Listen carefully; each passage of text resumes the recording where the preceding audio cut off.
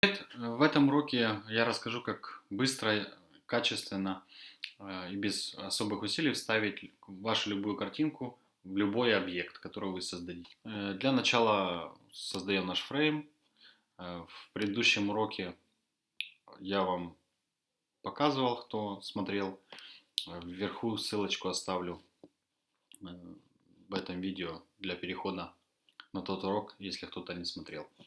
Итак, у нас есть уже фрейм созданный, есть уже бутстрапная сетка. Теперь перейдем к созданию любого объекта. Допустим, это будет прямоугольник.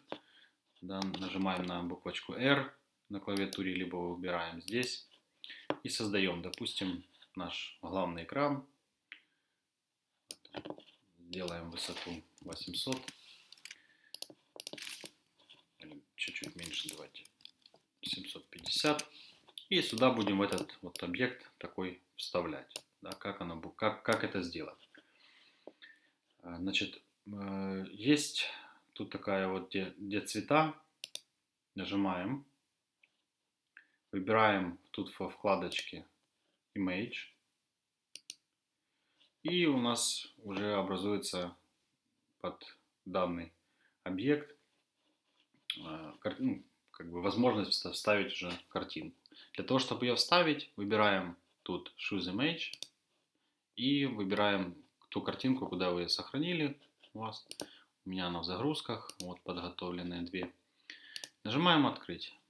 Все, и она автоматически вставляется. Для того, чтобы, допустим, если картинка какая-то нестандартная и вам ее надо отредактировать по положению, да, то есть нажимаем два раза на нее, да, если она больше, то есть как бы будет выходить за углы, таким образом можно ее будет передвигать. Либо здесь можно поиграться разными настройками, такими, да, тут автоматически вот делать. Она, правда, дублироваться будет. Либо выбираем Group, и, соответственно, мы сможем ее... Ну, тут как бы картинка как раз подошла по размеру к данной фигуре. Ну, вот мы можем ее таким образом перемещать, как нам надо. Переместили, допустим, да, и все. Нажали Escape, как бы будет фигура, в данном случае она выступает. Ну, таким образом это все быстро делается.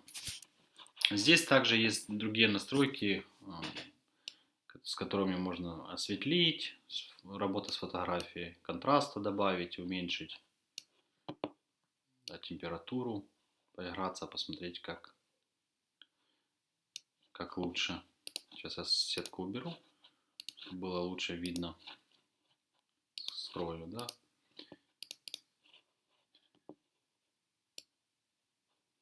Разные у нас такие вот настройки есть, полезные, которые как бы быстро можно настроить, чтобы в Photoshop не переходить, не править. Какие-то мелочи, можно так сказать. Тень, меньше, больше. Таким образом можно играться с вашей фотографией, добавлять контрастности и других настроек. Также можно переворачивать фотографию, как вам надо, и выбирать вот стандартные настройки, затемнение и так далее. В принципе, тоже в некоторых ситуациях помогает быстро настроить нужное отображение. Так. Также хочу показать, допустим, если мы фотографию, сейчас я назад вернусь, фотографию вставили и хотим ее изменить, да, как бы она нам не подошла, не понравилась и так далее, да. Также само нажимаем два раза на фотографию, на объект, и опять нажимаем на Choose Image, выбираем другую фотографию, и она автоматически будет вставлена в данный объект.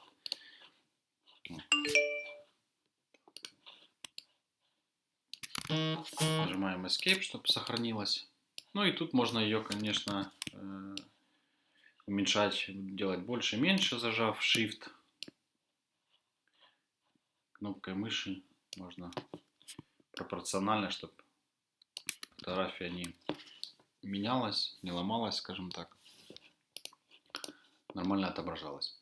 Так, ну это если стандартные какие-то, да, ну, быстрая стандартная, скажем, настройка для того, чтобы вставить фотографию таким образом. Также, в принципе, можем любой другой объект, если мы, допустим, создадим тот же какой-то прямоугольник, квадрат, да, и захотим, допустим, нестандартное решение сделать, в блок нестандартный создать, нажимаем 2 раза, выбираем, допустим, вот направляющие, делаем, изменяем фигуру так, как нам надо. Сейчас поиграемся, сделаем что-то необычное. Да, допустим, там какой-то нестандартный блок. Ну, предположим, такой, да, добавим тени, эффект. Там, вот.